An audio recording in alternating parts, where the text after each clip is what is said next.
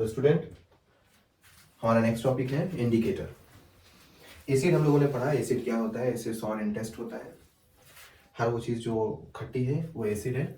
और हम लोगों ने डेफिनेशन के हिसाब से भी पढ़ा, एसिड हर वो कंपाउंड है जो वाटर के कांटेक्ट में आने पर H+ आयंस बाहर निकालता है। लेकिन यहाँ पर हमें पहचानना होगा कि एसिड एक्चुअली में कैसे है। पहचानने का एक तरीका है जिसे हम बोलते हैं इंडिकेटर। तो हमारी हेडिंग लगा लीजिए अपनी, इंडिकेटर। ठीक है, इंडिकेटर क्या होता है? नाम से ही लगता है कि इंडिकेट करता है। इंडिकेटर क्या होता है? इंडिकेटर एक सब्सटेंस है, वो सॉल्यूशन भी हो सकता है, वो सॉलिड भी हो सकता है। क्या करेगा? अगर एसिड हुआ या बेस हुआ तो इंडिकेटर अपने कलर को चेंज करके ये बताएगा कि वो कौन एसिड है और क्या बेस है। यानी इंडिकेटर इंडिकेट एसिड और a base. Indicator identify acid और a base by changing their colours. Sometime they indicate by the smell, जैसे ऑल फैक्ट्री इंडिकेटर। बारी बारी हम सब इसको पढ़ेंगे। तो पहला इंडिकेटर जो हम पढ़ने जा रहे हैं वो आर्टिफिशियल इंडिकेटर है, जिसमें पहला इंडिकेटर है litmus paper. Litmus paper colour में भी पाया जाता है और उनके दो कलर होते हैं। पहला कलर होता है रेड कलर, दूसरा होता है ब्लू कलर। अगर हम कोई सॉल्यूशन लें, ठीक है, अगर हम कोई सॉल्यूशन लें और उस सॉल्यूशन में हम कोई ऐसी चीज, कोई भी कंपाउंड डाल दें, जैसे हम डाल दिए HCl और ये हम लोग का क्या है, एसिड है। जैसे हम इसके अंदर डालेंगे और लिटमस पेपर में रेड लिटमस पेपर उठाएंगे, वो कुछ पेपर जैसा होता है, इस तरीके से स्ट्रिप पाई जाती है, ब्लू और रेड कलर में होती है। अगर इस स्ट्रिप को इसके अंदर डालेंगे तो हमने देखा क्या कि रेड जो होता है अपना कलर चेंज नहीं करता।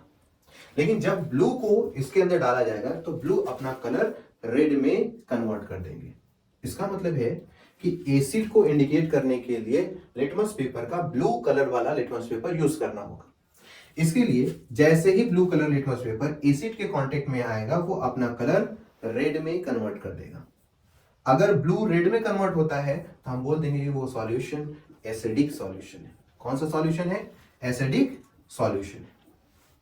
अगर रेड इंडिकेटर बेस के कांटेक्ट में आएगा तो वो ब्लू में कन्वर्ट हो जाएगा। अगर ब्लू में कन्वर्ट हो गया तो हम इसको बोलेंगे कि ये बेसिक सॉल्यूशन है। तो लिटमस पेपर क्या है? लिटमस पेपर इंडिकेटर है, एक तरह का पेपर होता है जिसके दो कलर होते हैं, रेड और ब्लू। अगर रेड इंडिकेटर ब्लू में कन्वर्ट हो जाता है तो सॉल्यूशन हो जाएगा बेसिक। अगर ब्लू इंडिकेटर रेड में कन्वर्ट हो जाता है सॉल्यूशन हो जाएगा एसिडिक। दूसरा इंडिकेटर हम लोग पढ़ते हैं मिथाइल ऑरेंज। मिथाइल ऑरेंज खुद ही ऑरेंज कलर का होता है, इसका खुद का कलर ऑरेंज कलर होता है। अगर रेड में कन्वर्ट हो गया ऑरेंज कलर तो हम बोलेंगे कि ये क्या है? एसिडिक सॉल्यूशन है। क्या है? एसिडिक सॉल्यूशन है। अगर वही ऑरेंज कलर येलो में कन्वर्ट हो गया तब हम कहेंगे वो सॉल्यूशन क्या है? बेसिक सॉल्यूशन है। बेसिक सॉल्यूशन है। ठीक है, मिथाइल ऑरेंज इस तरीके से अपने आप को इंडिकेट कराता है। इसी तरीके से हमारा थर्ड जो पीएच इंडिकेटर है वो है फेनोल्फथलीन इंडिकेटर।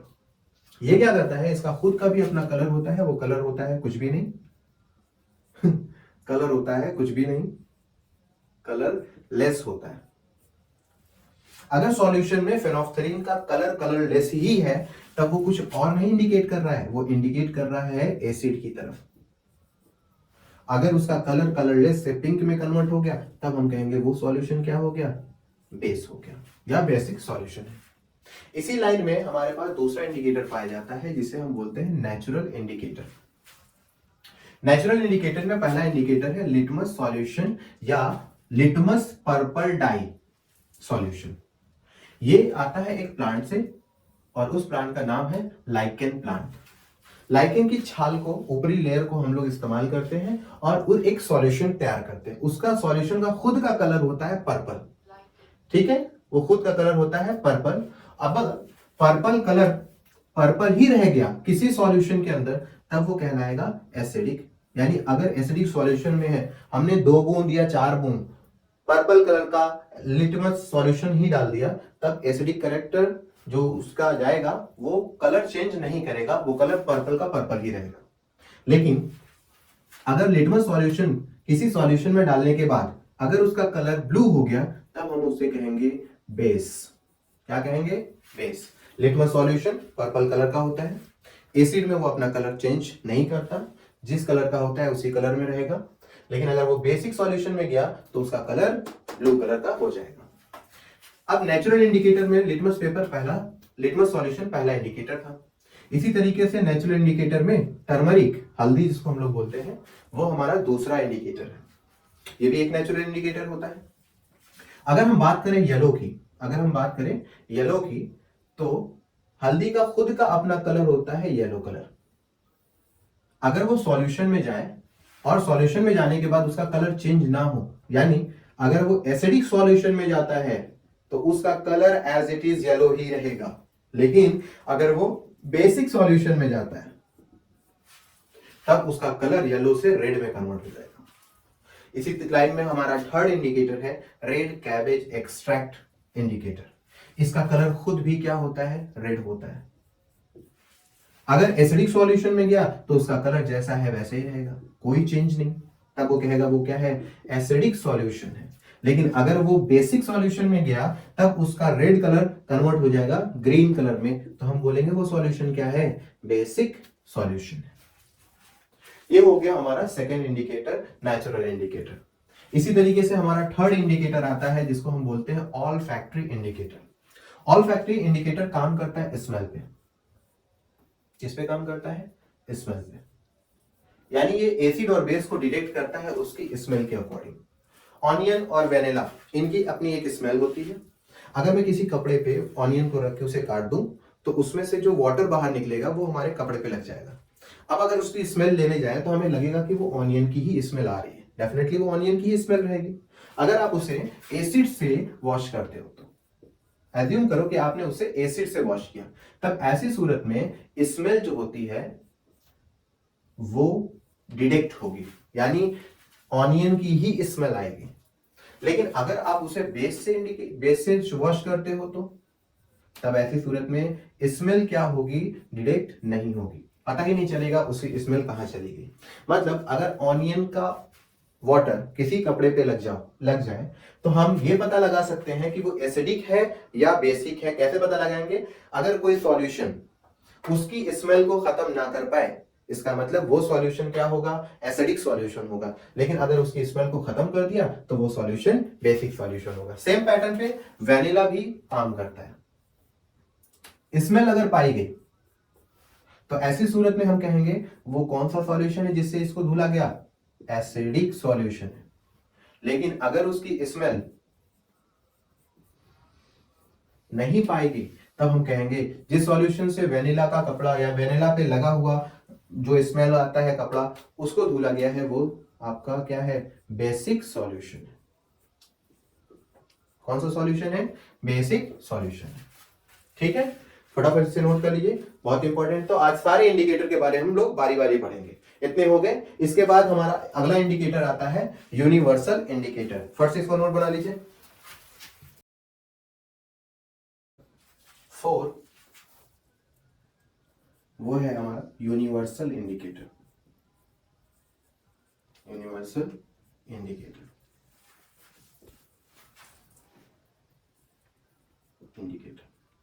यूनिवर्सल इंडिकेटर में हम लोग जानते हैं कि एक तरह का इंडिकेटर होता है ये, बिल्कुल आपके लिटमस पेपर जैसा, और इसको बनाने के लिए हम लोग डिफरेंट कलर की डाई लेते हैं। डिफरेंट कलर यूज करते हैं। अब इसका कलर ढेर सारे होते हैं, सबके सब अंदर के अंदर छुपे हुए होते हैं। ये कलर तब बाहर निकलते हैं जब हाइड्रोजन इनके साथ अटैच होता है। अब जितने % ऑफ हाइड्रोजन इनके साथ अटैच होगा उसी के अकॉर्डिंग ये अपने कलर को चेंज करते हैं, इसलिए इन्हें बनाया ही जाता है डिफरेंट कलर से। इसको पढ़ने के लिए यानी कलर को हम जजमेंट करने के लिए इसे हम सॉल्यूशन के अंदर डालते हैं और ये हमें डिफरेंट कलर देते हैं। यूनिवर्सल इंडिकेटर हमारा एक इंपॉर्टेंट पॉइंट है, इंपॉर्टेंट टॉपिक है, वेरी इंपॉर्टेंट। क्यों? क्योंकि ये सिर्फ कलर चेंज करके हमें यही नहीं बताता कि एक एसिड है, बल्कि हमें यह भी बताता है कि एसिड अगर है तो कितना ज्यादा स्ट्रॉन्ग एसिड है और कितना वीक एसिड है। साथ ही साथ में ये हमें बताता है कितने स्ट्रॉन्ग बेस है और कितना स्ट्रॉन्ग एसिड है और कितना वीक बेस है, ये हमें बताता है। यानी ये अकेले ही दो चीजों के बारे में बताता है, एसिड और बेस के बारे में, और इन दोनों की स्ट्रेंथ के बारे में। या तो ये एसिड बहुत ज्यादा स्ट्रांग है, या तो ये एक एसिड बहुत ज्यादा वीक है। बेस इसी तरीके से बताया गया, या तो ये स्ट्रांग होगा या तो ये वीक होगा। कैसे? ये अपने कलर को चेंज करके। अब इसकी स्ट्रेंथ को स्टडी करने के लिए यूनिवर्सल इंडिकेटर में एक स्केल पाया जाता है जिसे हम लोग बोलते हैं पीएच स्केल। क्या बोलते हैं? पीएच स्केल, जिसमें पी को बोलते हैं पोटेंशियल, और एच को बोलते हैं हाइड्रोजन। पोटेंशियल ऑफ हाइड्रोजन अगर पढ़ा जाए तो कुछ इस तरीके से इसको पढ़ सकते हैं, potential of hydrogen are known as pH. अब इसके एक स्केल होते हैं, इसलिए इनका नाम पड़ता है पीएच स्केल। ये स्केल टोटल 14 नंबर के होते हैं, टोटल 14 नंबर के होते हैं स्केल।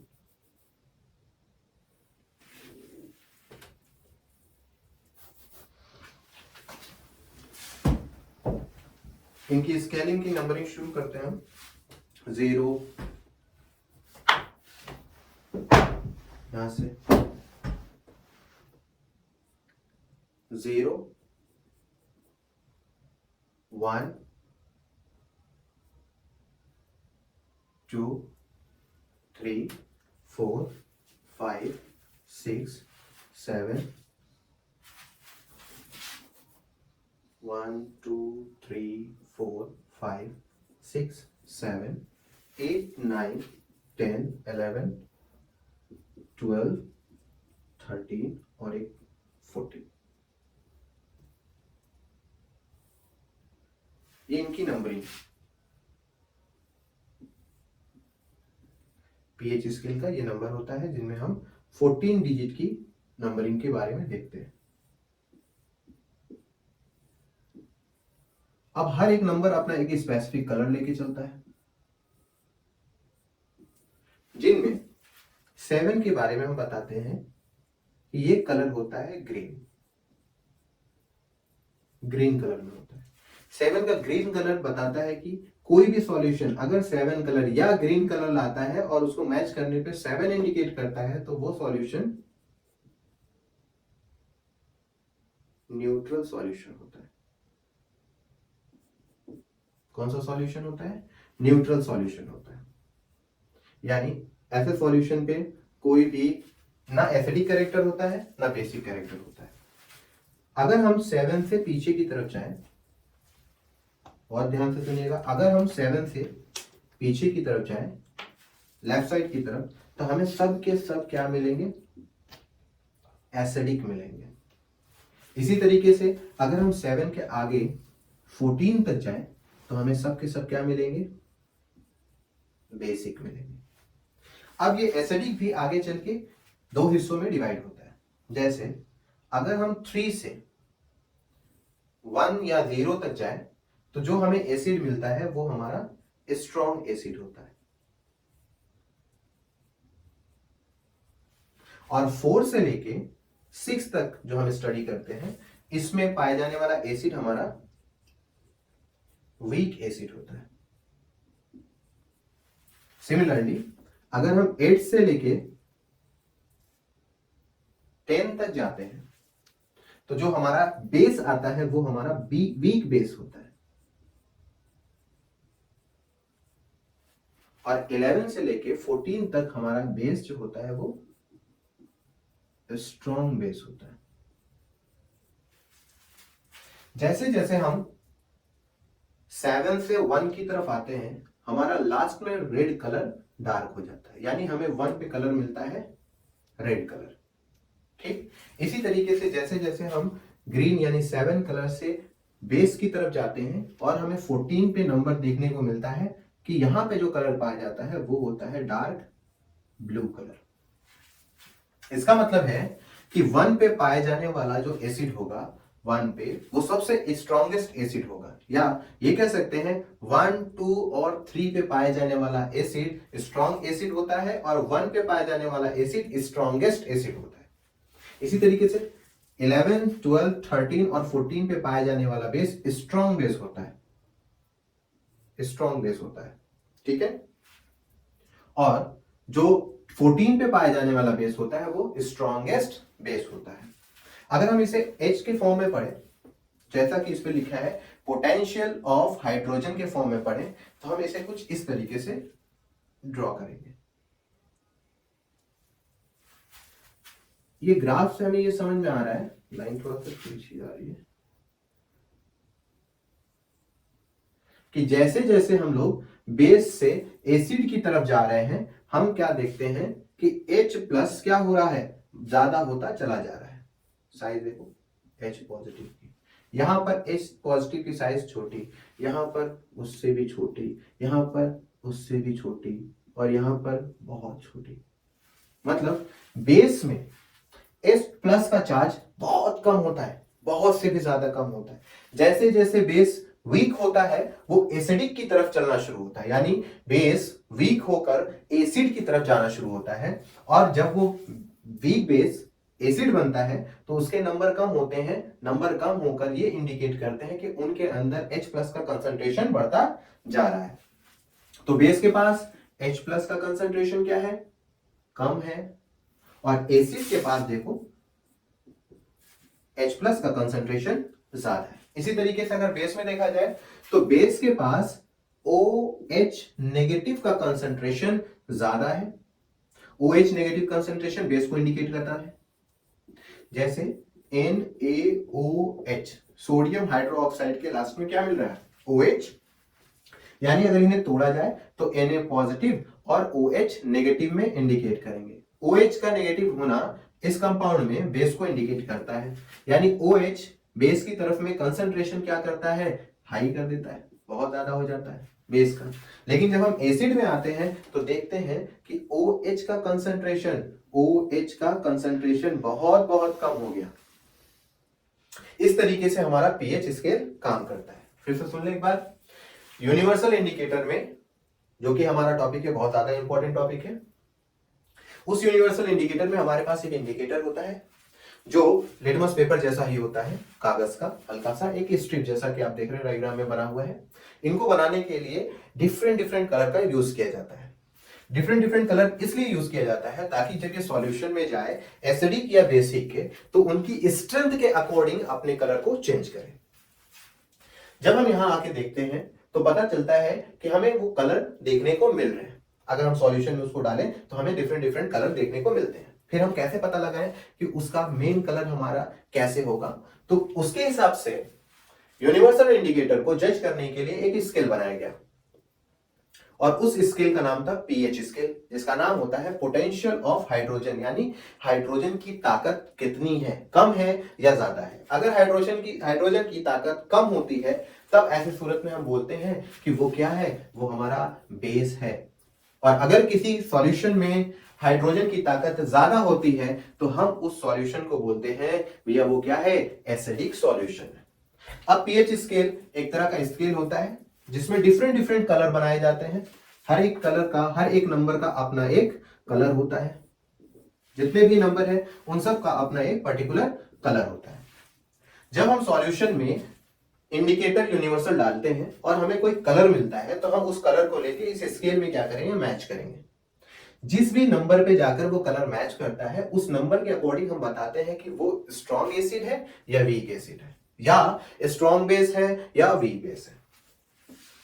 जैसे इस स्केल में देखो एक ग्राफ बताया गया है कि मार्किंग है 0 से लेके 6 तक के बारे में बताया गया कि 0 से लेके 6 तक जितनी भी कलर आ रहे हैं, जितने भी नंबर आ रहे हैं, वो सब एसिडिक को इंडिकेट करते हैं। और से 8 से लेकर 12, 14 तक पाए जाने वाले जितने भी नंबर हैं वो सब बेस को इंडिकेट करते हैं।